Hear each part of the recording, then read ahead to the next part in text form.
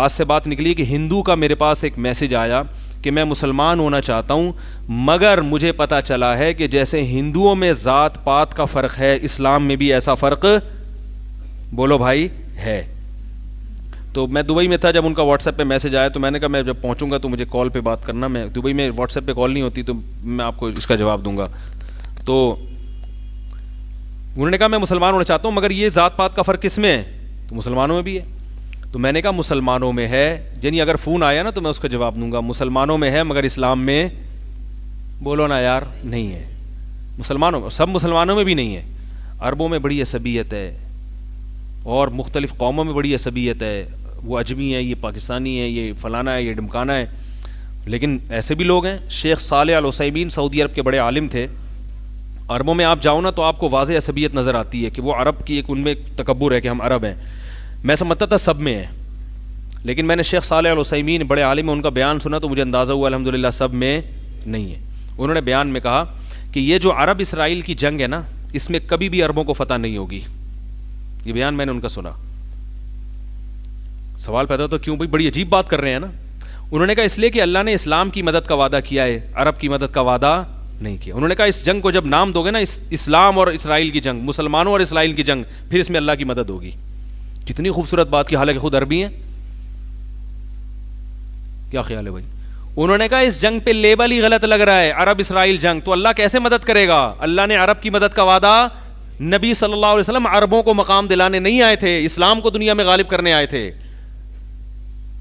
آپ اگر عربیت کو فروغ دینے کے لیے آتے تو آپ صلی اللہ علیہ وسلم کی تلوار سب سے پہلے عربوں کے خلاف نہ اٹھتی۔ عرب کے خلاف غزوہ بدر پہلی جنگ ہے، کس کے خلاف ہوئی تھی؟ عرب کے۔ عرب میں کس کے خلاف؟ قریشیوں کے خلاف۔ قریشیوں میں کس کے خلاف؟ ہاشمی کے خلاف، جو نبی کی قوم کے لوگ تھے۔ ہاشمیوں کے خلاف جنگ ہوئی ہے سب سے پہلے، جو نبی کے قوم کے تھے۔ پتہ چلا اسلام کی جنگ نظریات کی بیس پر ہوتی ہے، قوم کی بیس پہ نہیں ہوتی۔ نظریہ مختلف تھا، وہ بت پرست تھے، اور آپ صلی اللہ علیہ وسلم دعوت کس کی دے رہے تھے؟ توحید کی۔ تو لڑائی ہوئی ہے دونوں میں۔ ایک ہی اگر قوم کے لیے آتے تو آپ کی لڑائی سب سے پہلے فارسیوں کے خلاف ہوتی۔ سمجھ میں آ رہی ہے بات؟ سب سے پہلے کس کے خلاف ہوتی؟ اپنی قوم کے خلاف نہ ہوتی، سب سے پہلے آپ کی تلوار اپنی قوم کے، اپنے سگے رشتہ داروں کے خلاف چلی ہے۔ حضرت سلمان فارسی رضی اللہ تعالی عنہ جب فارس پہنچے نا، ایران پہنچے جنگ کے لیے، جہاد کے لیے، تو خود کہاں کے، کس قوم کے تھے؟ فارس کے۔ فارس کے تھے، جنگ کی قیادت کر رہے تھے عربوں کی۔ کس کی قیادت کر رہے تھے؟ عربوں کی۔ پیچھے سارے صحابہ عرب، قریشی، ہاشمی۔ تو حضرت سلمان فارسی کمانڈر تھے، تو تابعین، تبع تابعین جو عرب تھے، انہوں نے کہا آپ سے کمانڈر سے اجازت مانگی کہ آپ ہمیں اجازت دیں ہم حملہ کریں۔ انہوں نے فرمایا نہ نہ نہ، نبی نے ہمیں حکم دیا پہلے 3 دن کیا دو؟ دعوت دو، جنگ میں جلدی مت کرو، 3 دن دعوت دو۔ تو دعوت دینے کا انداز کیا تھا؟ فارس کے پاس گئے، اپنی قوم کے لوگ، کہنے لگے یا اہل فارس انا رجل منکم ترون العرب یطیعوننی۔ کیا اسٹائل تھا کہ اے اہل فارس تمہاری قوم کا آدمی ہوں، اجمی، لیکن عرب میرے ماتحت ہیں۔ یعنی تمہاری قوم کا آدمی کمانڈ کس کی کر رہا ہے؟ عربوں کی، جو کبھی کسی کو امیر بنانے کے لیے اپنے لیول کا نہیں سمجھتے تھے، کمانڈر کہاں سے بنا دیتے؟ یار پولیس بلواؤ، فوراً فون کرو، بہت سیریس مسئلہ ہے۔ ارے عرب میں تو یہ بدبو تھی کہ ہمارے جیسا، اجمی کا مطلب گونگے، صحیح نا؟ جانوروں کو اجمی کہا جاتا ہے اس زمانے میں۔ اجما کا لفظ جو ہے نا جانور کے لیے استعمال ہوتا ہے، تو ہمیں بھی کیا کہتے تھے؟ جانور، اجمی، بولنا ہی نہیں آتا، فساد تو ہم میں ہے، بہت گھٹیا سمجھتے تھے۔ تو یہ لفظ چونکہ اب رائج ہو گیا، تو اب رائج ہو گیا تو ختم نہیں کیا، کیونکہ جو کوئی لفظ رائج ہو جاتا ہے نا تو پھر اس کو ختم کرنا مشکل ہوتا ہے، لیکن اصل میں آیا وہاں سے ہے۔ یہ جانور ہیں، جیسے گونگے جانور ہوتے ہیں ایسے یہ بھی ہیں، انہیں کیا پتا۔ تو سلمان فارسی کیا کہہ رہے ہیں؟ اسلام کی کو حق ثابت کرنے کے لیے کہ ہماری لڑائی قوم کی بنیاد پہ نہیں ہے۔ کہیں یہ نہ سمجھا عرب کو اجمیوں پر حکومت کا شوق ہو گیا ہے، اگر ہوتا تو میں جنگ کا کمانڈر نہ ہوتا۔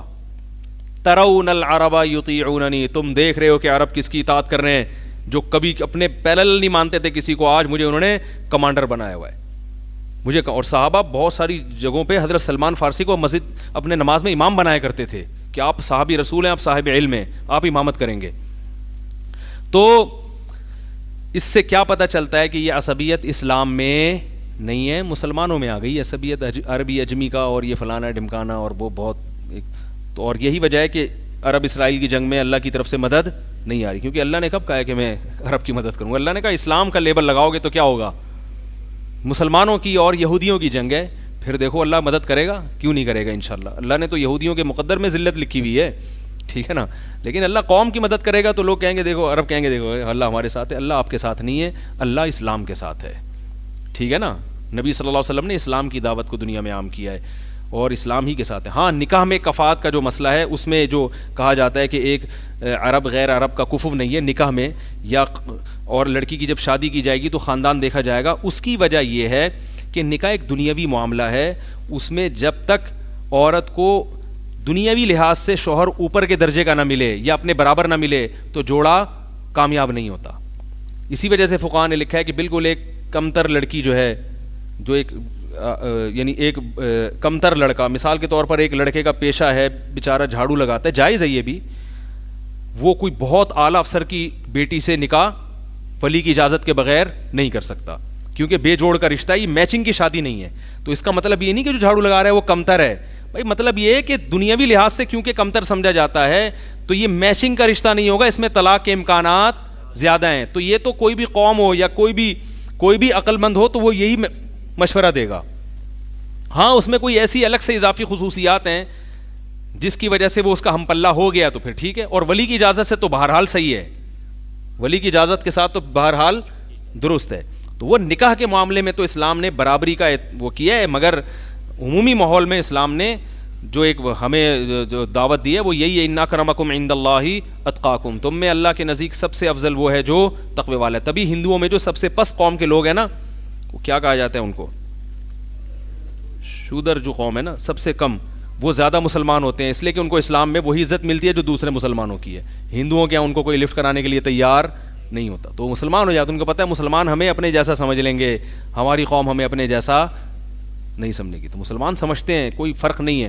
میں ایسے علماء کو جانتا ہوں, ایک شودر قوم کا ہندو مسلمان ہوا, انہوں نے اپنی بیٹی دی ہے اس کو, پہلے چیک کیا کہ صحیح بھی ہے یا نہیں ہے اور نکاح کر دیا. تو اگر وہ دیکھتے ہیں کہ بھائی یہ پکا ہے اور اس کے پرانے جراثیم سارے اس میں ختم ہو گئے ہیں تو پھر وہ کفات کا مسئلہ بھی ختم ہو جاتا ہے. باپ تو یہی تو دیکھے گا نا کہ کفو ہے یا نہیں ہے, تو اس بیس پہ وہ کر دے گا نکاح. تو ایسا ہوا ہے. تو اس لیے اسلام کے بارے میں جو کہا جاتا ہے کہ قوموں کا اور وہ مسلمانوں میں ہے اور وہ بھی سب میں نہیں, اسلام میں ایسا بولا بھائی نہیں ہے.